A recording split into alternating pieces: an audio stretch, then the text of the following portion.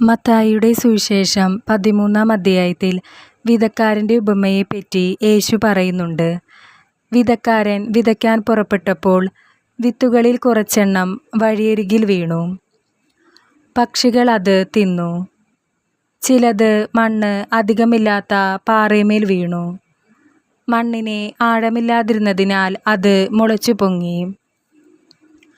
പക്ഷേ സൂര്യൻ ഉദിച്ചപ്പോൾ അത് വെയിലേറ്റ് വാടി വേരില്ലാതിരുന്നതിനാൽ കരിഞ്ഞു പോവുകയും ചെയ്തു. വേറെ ചിലത് മുൾച്ചെടികൾക്കിടയിൽ വീണു. മുൾച്ചെടികൾ വന്ന് അതിനെ ഞെരുക്കിക്കളഞ്ഞു. മറ്റു ചിലത് നല്ല നിലത്തു വീണു. അത് 100 മേനിയും 60 മേനിയും 30 മേനിയും വിളവ് നൽകി. എന്നിട്ട് ഈശോ ഈ ഉപമ വിശദീകരിക്കുന്നുണ്ട്. അതിൽ വഴിയരികിൽ വീണ വിത്ത് എന്നു പറയുന്നത് വചനം കേട്ടിട്ട് അത് മനസ്സിലാകാതെ വരുമ്പോൾ സാത്താൻ ആ വചനം അവരിൽ നിന്ന് അപഹരിക്കുന്നു. നമ്മൾ ഒരുപാട് സുവിശേഷ പ്രഘോഷണങ്ങൾ കേൾക്കുന്നുണ്ട്. പക്ഷേ അത് മനസ്സിലാക്കാനുള്ള കൃപ നമുക്ക് പലപ്പോഴും കിട്ടാറില്ല. നമ്മൾ അതിനെ താല്പര്യം കാണിക്കാറില്ല എന്നതാണ് വാസ്തവം. ഈ ലോകത്തിൻ്റെതായ സുഖങ്ങളിൽ മുഴുകി നമ്മൾ ജീവിക്കുമ്പോൾ സാത്താൻ നമ്മളെ ഇതിൽ നിന്നെല്ലാം പിന്തിരിപ്പിക്കുന്നു. പക്ഷേ നമ്മൾ അവൻ്റെ കെണിയിൽ പെടാതെ യേശുവിനെ കൂടുതലായി അറിഞ്ഞ് സ്നേഹിച്ച് ആശ്രയിച്ച് നിത്യത എന്ന യാഥാർത്ഥ്യം തിരിച്ചറിഞ്ഞ് ജീവിക്കുമ്പോഴാണ് നമ്മുടെ ഈ ലോക ജീവിതം അർത്ഥപൂർണമാകുന്നത്. കാരണം യേശു നമ്മളെ ഓരോരുത്തരെയും ഈ ഭൂമിയിലേക്ക് അയക്കുമ്പോൾ നമ്മളെക്കുറിച്ചുള്ള ഒരു പദ്ധതി അവനുണ്ട്. അത് നമ്മൾ തിരിച്ചറിയുക എന്നതാണ് പരമപ്രധാനമായ കാര്യം. അടുത്തത് പാറയമേൽ വീണ വിത്താണ്. നമ്മൾ വചനം സന്തോഷത്തോടെ കേട്ടിട്ട് ആ സമയത്തൊക്കെ ഭയങ്കര ഭക്തിയും യേശുവിനോട് വല്ലാത്ത സ്നേഹവുമൊക്കെ ആവും. പക്ഷേ നമ്മുടെ ജീവിതത്തിൽ എന്തെങ്കിലും പ്രതിസന്ധിയൊക്കെ വന്നാൽ അപ്പോൾ നമ്മൾ യേശുവിനെ തള്ളിപ്പറയും. പക്ഷേ അങ്ങനെ ആകരുത് എന്നാണ് യേശു നമ്മളോട് ആവശ്യപ്പെടുന്നത്. നമ്മുടെ ജീവിതത്തിൽ വരുന്ന പ്രതിസന്ധികൾ ഒരുപക്ഷേ ദൈവം നമ്മുടെ വിശ്വാസത്തെ പരീക്ഷിക്കുന്നതായിരിക്കാം.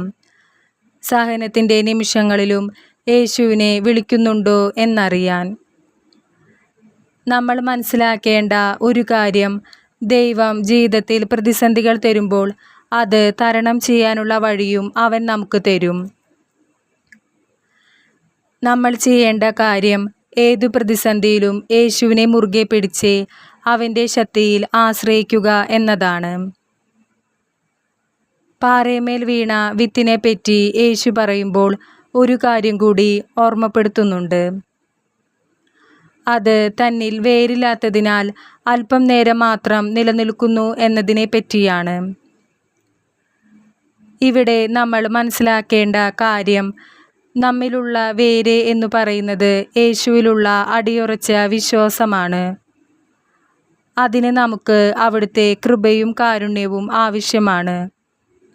അതുപോലെ തന്നെ ജ്ഞാനവും നമ്മിൽ ഉണ്ടായിരിക്കണം. അതിന് നമുക്ക് പരിശുദ്ധാത്മാവിൻ്റെ സഹായം ആവശ്യമാണ്.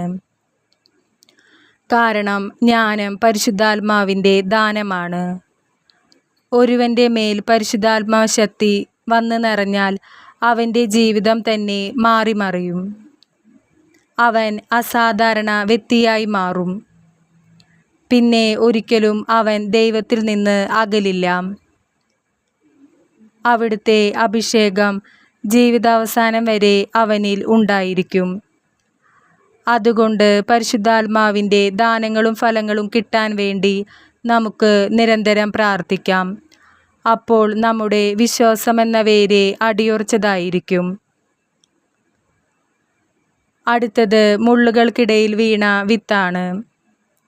നമ്മൾ വചനമൊക്കെ ശ്രവിച്ചിട്ട് അതനുസരിച്ച് ജീവിക്കാൻ ശ്രമിക്കും. പക്ഷേ നമ്മിലുള്ള ലൗകിക മോഹങ്ങൾ നമ്മുടെ ഉള്ളിൽ ശ്രവിച്ച വചനത്തെ ഞെരുക്കി അതിനെ ഫലശൂന്യമാക്കുന്നു. ഇവിടെ നമ്മൾ മനസ്സിലാക്കേണ്ട ഒരു കാര്യം, ലൗകിക മോഹങ്ങൾ അത് താൽക്കാലികം മാത്രമാണ്. എന്നാൽ യേശുവിനോട് ചേർന്നുള്ള ജീവിതം അത് നിത്യമായ ആനന്ദത്തിലോട്ട് നയിക്കുന്നു. നമ്മുടെ ഈ ലോക ജീവിതത്തിൽ യേശു നമ്മിൽ നിന്ന് കൂടുതൽ ആഗ്രഹിക്കുന്നത് സുവിശേഷ പ്രഘോഷണമാണ്. യേശുവിനെ പറ്റി അവനെ അറിയാത്തവരിലേക്ക് പകർന്നു കൊടുക്കുക എന്നത് യേശു നമ്മിൽ നിന്ന് ആഗ്രഹിക്കുന്നു. അതുപോലെ ഒരുപാട് ആത്മാക്കളുടെ രക്ഷയ്ക്ക് അവിടുത്തെ വചനം കാരണമാകുന്നു. നമുക്കറിയാം, ബൈബിൾ എന്ന് പറയുന്നത് വെറുമൊരു പുസ്തകം മാത്രമല്ല, അതിലൂടെ സംസാരിക്കുന്നത് യേശുവാണ്. കാരണം വചനം എന്ന് പറയുന്നത് അത് യേശുവാണ്.